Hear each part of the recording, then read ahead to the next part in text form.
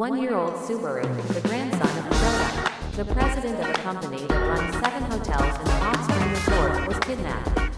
The perpetrator, Yamahara, 30, used to be a tax accountant, but was stripped of his license for encouraging his clients to commit tax evasion and is now unemployed. Yamahara has been a cunning man since he was a child, and this kidnapping was also carefully planned. He had already received the requested ransom of 100 million yen, and was fleeing on the highway with his accomplice, former model Mina, in his beloved crown. While giving juice to the little Subaru in the backseat, Mina said, "Hey, what are you going to do with this kid?" While driving, Yamahara looked at Mina in the backseat through the rearview mirror and said, "There's a super high-class hotel that just opened last month at the next intersection.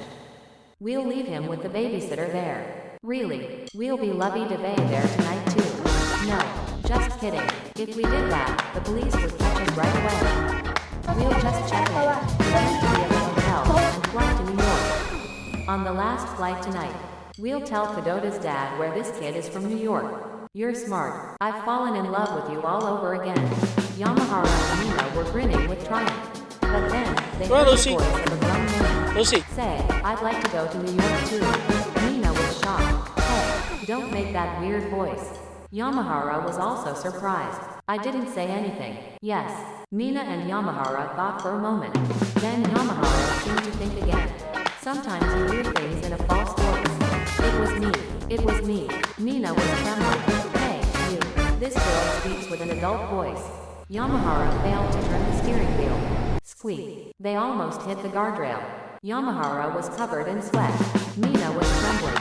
Subaru started to speak. "You should give up on New York this time and turn yourself in. I'll talk to Kadota's grandpa first.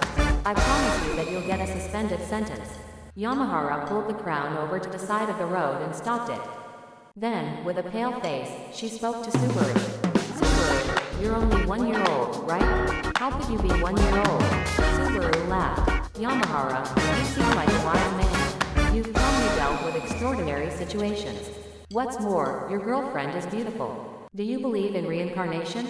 Yamahara and Mina looked at each other. "Reincarnation? I've heard of it before." Subaru looked into the distance and said, "The truth is, I'm the reincarnation of a religious leader who passed away.